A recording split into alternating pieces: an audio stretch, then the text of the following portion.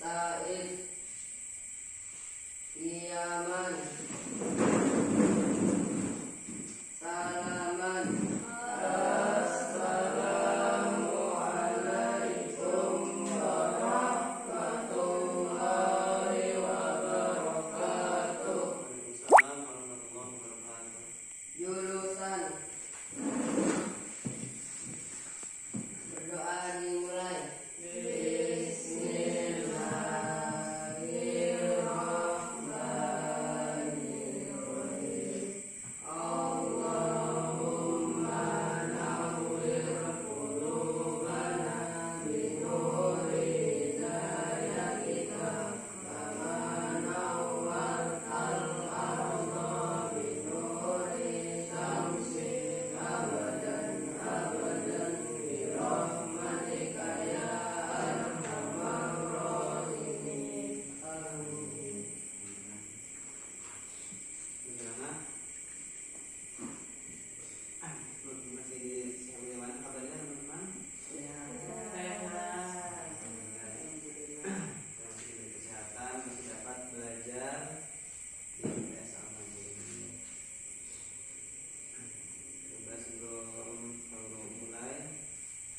Dilakukan dulu bajunya, mungkin kasih masuk ya, biar rapi percobaan kelas. Kemudian belum dimulai lagi, akan absen dulu supaya yang hadir dan tidak hadir dipahami. Ahmad Firmansyah hadir, Ilham hadir, Alvin Aulia Ananta hadir, Alvin Maulana hadir, Muhammad Syafri hadir, Fauzi Alfa, Azan sakit, satu orang sakit, satu orang apa yang sekarang kita masih ingat tugasnya, masih ada semua tugasnya ini kemarin. Nah, kemarin suruh kalian buat tugas praktikum, yaitu membuat makalah tentang macam-macam sejarah. Sudah semua buat?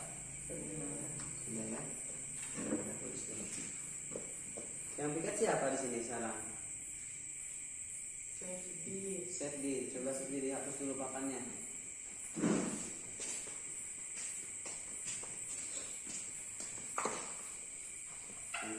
Kalau sebelum masuk disapu, dibersihkan papannya ya. Yang piket jangan lupa datang pagi, jangan kayak tadi siangan datangnya jadi nggak sempat bersih-bersih.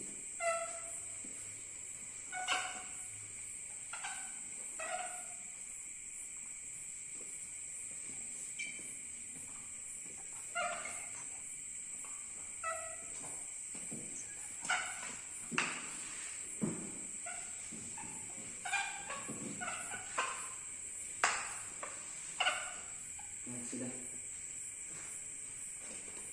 Sekarang masuk di bab 8, bab 9 ya. Macam-macam sejarah.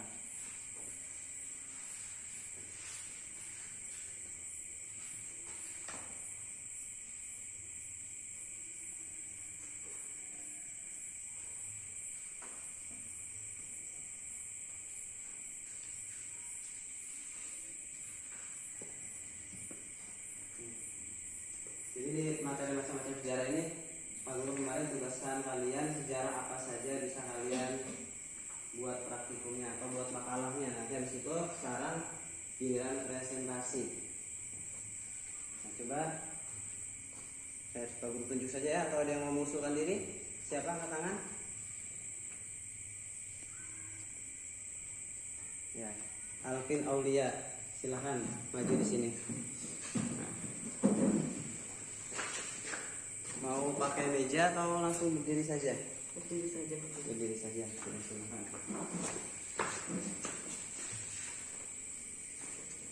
Assalamualaikum warahmatullahi wabarakatuh. Waalaikumsalam warahmatullahi wabarakatuh. Saya Muhammad Alvin Aulia Ananta akan membacakan cerita tentang sejarah Malin Kundang. pada suatu hari. Yang lain bisa diperhatikan ya sambil ditulis apa yang menyangkut dengan ini. Hiduplah seorang janda tua yang mempunyai seorang anak lelaki. Seorang anak lelaki ini bernama Maling Kundang. Ia sangat menyayangi ibunya dan sangat menyayanginya. Setelah ia dewasa, ia meminta izin kepada ibunya untuk pergi merantau untuk bekerja. Akhirnya ibunya mengizinkan dia untuk pergi merantau ke kota lain. Setelah beberapa lama, ibunya menunggu Maling Kundang, tapi Maling Kundangnya tidak keluar. Maskernya dibuka dulu, yang masih masker dibuka dulu ya. Ya, biar segar udaranya. Setelah sekian lama menunggu, akhirnya Maling Kundang ini datang kembali ke desa yang terpencil itu. Ia datang, akhirnya ibunya meminta bahwa ada seorang dari kota lain itu datang ke desa itu. Nah, akhirnya ibunya pergi ke pelabuhan di mana tempat ada kapal bersandar. Pas pergi ke pelabuhan itu, ibunya melihat ada seorang laki yang mirip anaknya. Ia pun menghampirinya dan berkata, Maling Kundang, aku adalah ibumu, Mak. Nah, akhirnya karena Maling Kundang malu dengan istrinya mempunyai ibu yang tua dan kotor, akhirnya Maling Kundang tidak mengakui kalau itu ibunya. Dia mengusir dengan bilang, aku tidak punya ibu seperti macam kamu, pergi kamu. Akhirnya dengan sakit hati, ibunya pun pergi pulang dan berdoa kepada Allah Subhanahu Wa Taala agar mengutuk Maling Kundang menjadi batu. Akhirnya Maling Kundang pun menjadi batu. Sekian dari saya. Assalamualaikum warahmatullahi wabarakatuh. Bagus ya, sejarah Maling Kundang dibawakan sama Alvin Auliananta. Dari sejarah itu ada yang bisa kita ambil hikmahnya. Coba apa? Ilham. Jangan menjadi apa? Iya, jangan menjadi anak durhaka. Yang kedua, kita harus memuliakan orang tua supaya jangan sampai begitu, karena ridhonya orang tua, ridhonya Allah itu tergantung ridhonya orang tua. Dari sekarang yang kedua, nah sekarang Pak Guru tulis saja ya langsung ya. Pada suatu hari Nabi Musa menyombongkan diri. Dia bilang, Allah pun bilang, siapa manusia yang di tahun ini paling pintar? Nabi Musa pun menjawab, saya ya Allah. Dan Allah pun memberitahu bahwa memberitahu ada orang yang paling pintar daripada Nabi Musa, yaitu Nabi Khidir. Dan Nabi Musa pun disuruh mencari Nabi Khidir. Dan Nabi Musa pun mencari Nabi Khidir dan ditemani oleh Musa.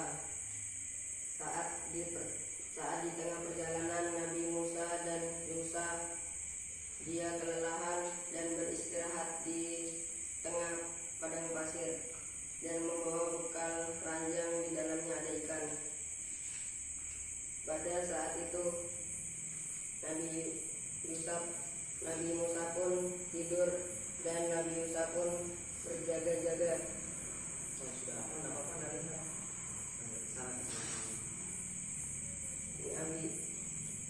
Pada keesokan harinya mereka pun ingin melanjutkan perjalanannya, dan mereka pun lanjut perjalanan.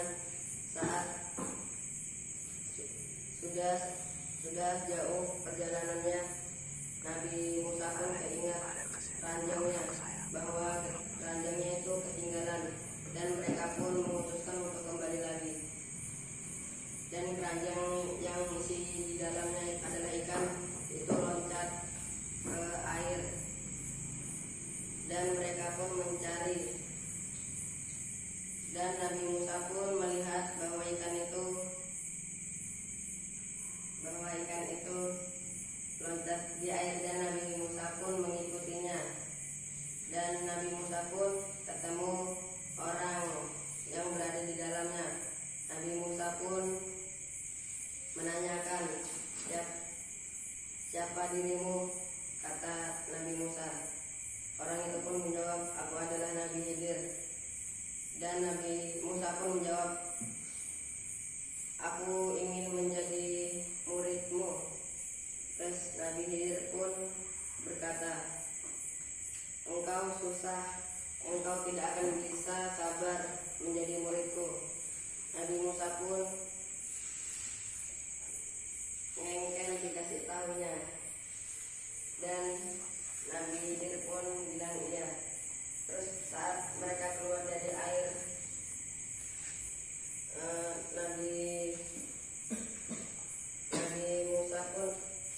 Nabi Musa pun ikut Nabi Khidir naik perahu, dan mereka berlaut di perahu itu, dan perahu itu milik nelayan yang sering mencari ikan. Perahu itu dirusak oleh Nabi Khidir dan Nabi Musa pun kebingungan dan memarahi Nabi Khidir sambil membuka bajunya dan menutupi lubang yang dirusak oleh Nabi Khidir. Dan Nabi Musa pun marah, dan Nabi Khidir pun berkata, engkau tidak akan bisa ya Musa mengikuti aku. Dan mereka pun sampai di pinggir pantai dan melihat ada anak-anak main bola, dan ada seorang anak lelaki ganteng. Dia dipanggil oleh Nabi Khidir, dan Nabi Khidir pun mengelus kepalanya dan mematahkan kepalanya. Nabi Musa pun marah sama Nabi Khidir. Kata Nabi Musa, ya Nabi Khidir, kenapa engkau patahkan kepalanya si anak ganteng ini? Kenapa tidak patahkan yang jelek-jelek saja? Nabi Khidir pun berkata, engkau tidak akan kuat ya Musa mengikuti saya. Mereka pun melanjutkan perjalanannya. Saat di tengah-tengah desa, mereka membuat tembok. Nabi Musa itu mencampur, dan Nabi Khidir yang bikin tembok, Nabi Musa yang ngantar semennya. Dan mereka pun masih semangat bekerja. Saat sudah mulai jadi, mereka pun sudah tidak kuat lagi. Mereka pun mengeluh pada Nabi Khidir, wahai Nabi Khidir, kenapa engkau membuat tembok-tembok ini? Katanya Nabi Khidir, engkau jangan banyak tanya ya Musa, engkau pasti tidak kuat. Sudahlah, engkau pergi saja. Kau sudah diberi beberapa kesempatan, kau masih bertanya terus. Terus Nabi Khidir pun menyuruh Nabi Musa pergi ke timur, dan Nabi Khidir pun menceritakan semuanya. Yang di kapal itu dipecah karena ada seorang raja ingin mengambil kapal-kapal untuk berperang. Dan saat di pantai, waktunya sudah habis, tadi guru lain menunggu ini. Jadi kalau masih ada banyak nggak ceritanya? Sedikit lagi ya Pak. Nanti minggu depan sekalian yang lain juga ini gitu ya. Nah sudah dulu, tentang dulu cerita tentang Nabi Khidir sama Nabi Musa ini dari ceritanya.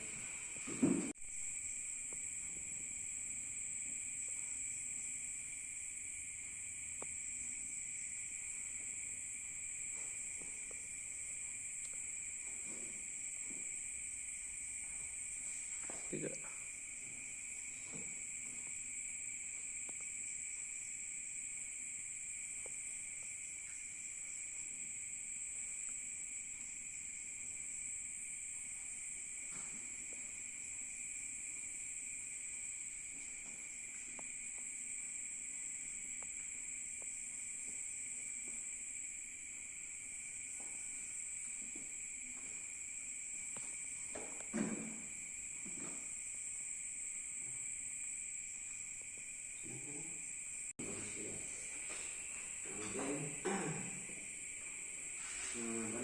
yang lain